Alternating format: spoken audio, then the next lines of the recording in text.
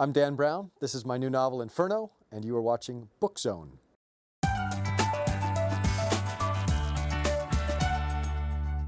Dan Brown, thank you very much indeed for joining me.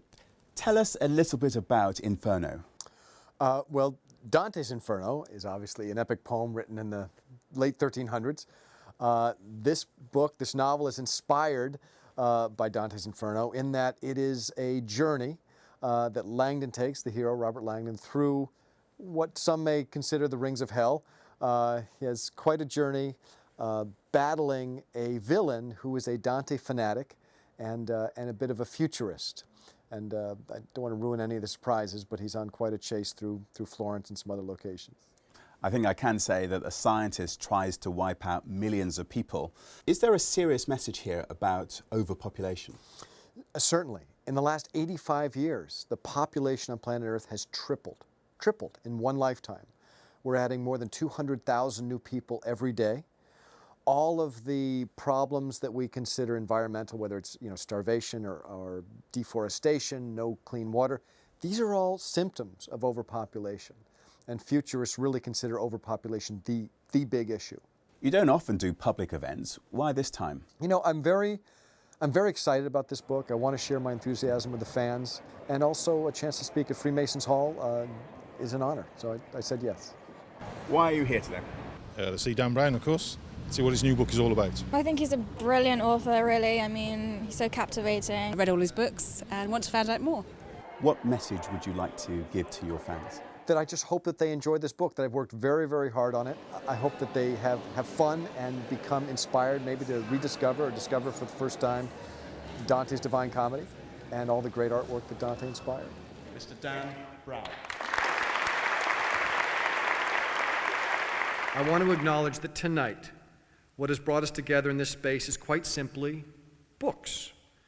Those magical artifacts that share ideas across borders, across cultures, across languages, and most importantly, across time. You do claim that all of your books are based on fact. Tell us, though, what is the fact and what is the fiction in this book?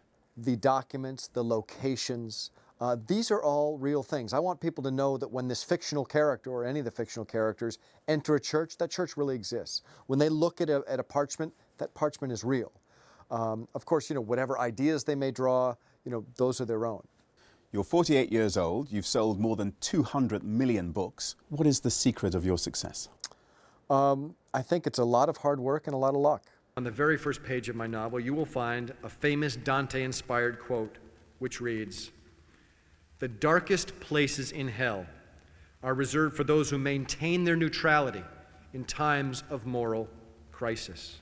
Critics have given Inferno a harsh time. People often say that they're great page-turners, but they're not going to win any kind of literary prizes. What do you think of criticism like that?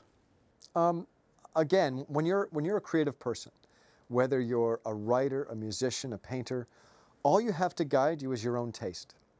And I write a book to my taste, and I hope people share my taste. I'm not really setting out to win any awards. I'm setting out to write a book that I would like to read. And so, as for the critics, I wish they loved it, but, some of them do, some of them don't, and life goes on. You have spoken about writer's block. I believe you hang upside down in order to cure that. Tell me about that. I do have gravity boots. I hang upside down pretty much every day. I realize it sounds very strange. It's not really all that strange. It oxygenates your brain, and it also sort of helps you see the world in a slightly different perspective. So, what next? I never talk about what I'm writing next, but I will tell you that I have a whole lot of ideas, and I am starting to create an outline for something new. Dan Brown, thank you very much indeed. Pleasure's mine. The book is Inferno, and the author is Dan Brown.